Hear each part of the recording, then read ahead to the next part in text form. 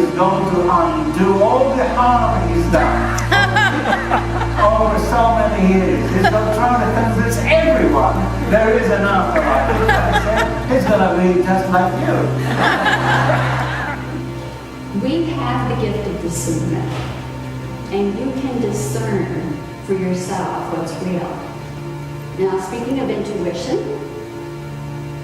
true and intuitive information when it comes to you, it is very neutral. It's just a very clear, spontaneous thought that enters your head. Boom, boom, boom. There was some renovations being done here, and a scaffolding fell, and all the workers were killed.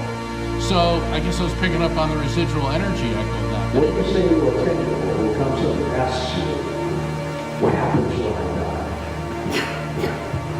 You transition to a higher level of consciousness, and you become fully awake and aware.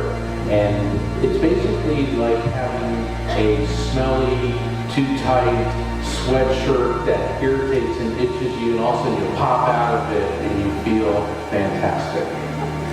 Is I try to hear my own voice in my head, rather than hearing a lot of other voices. It may sound a little weird, but I mean, that's just how it kind of shakes out for me. I don't want to hear everybody. I want to hear me again, and it centers me. I had somebody that came through first that said, I'm Mike. My name's Mike.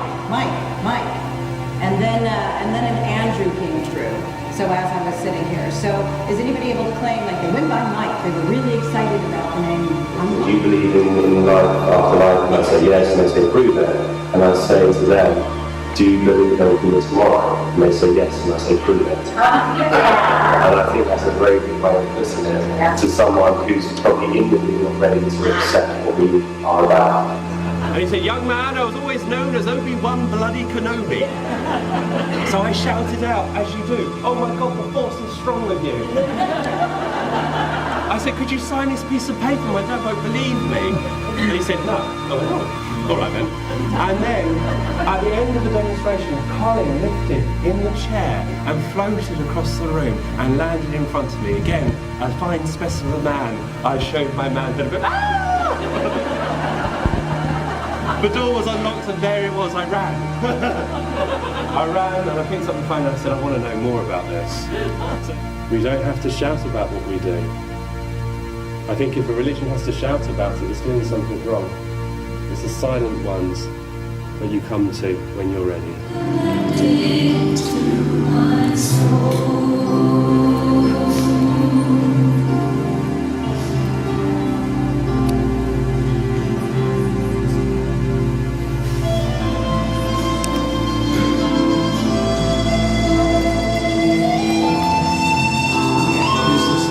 Things we hear so often is people say, there's nobody, have had a near-death experience or out-of-body experience or after-death contact, but there's nobody I can share it with. They think I was weird. Well, we're going to have groups of weirdos where people can share these and find out really just how common they are. They are so common. And then consider how they can bring light and more love and harmony to their communities. If human beings could change an environment through our own psychical ability, what do you think these beings can do to an environment? Beings whose consciousnesses are at a much higher magnitude than ours, at least while we're here on Earth. So that's the idea.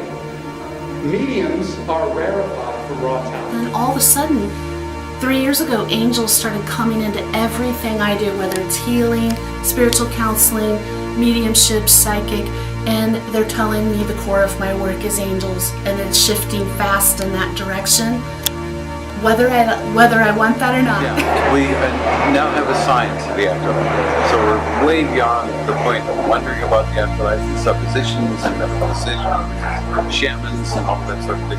And now we're saying, what do we know about the afterlife? What can we do? Yeah, and if you have to be in a negative mood, sometimes you're human. Just go work it out in private, and what I mean by that is get a journal, just let it flow, let it go. You don't have to aim it at anyone. You don't have to tell yourself, I have to stuff it. Stuffing's not good. Yeah. And those of you who have died and come back, you know this light, and it's a love beyond compare. It's a love that accepts everything in you, everything you didn't even know you needed to to be accepted. And in the front row, there was this one woman who was taking pictures of me when I was playing, not just that song, but while I was playing, period, you know.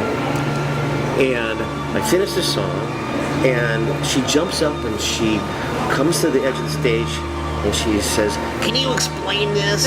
And she's holding the camera up like this, and I'm looking down at the picture that she took of me, or pictures that And she there's took an of me. orb, I bet. Yes, there's an About orb. this big, right over my keyboard. Mom's Just like here. but this right there, you know?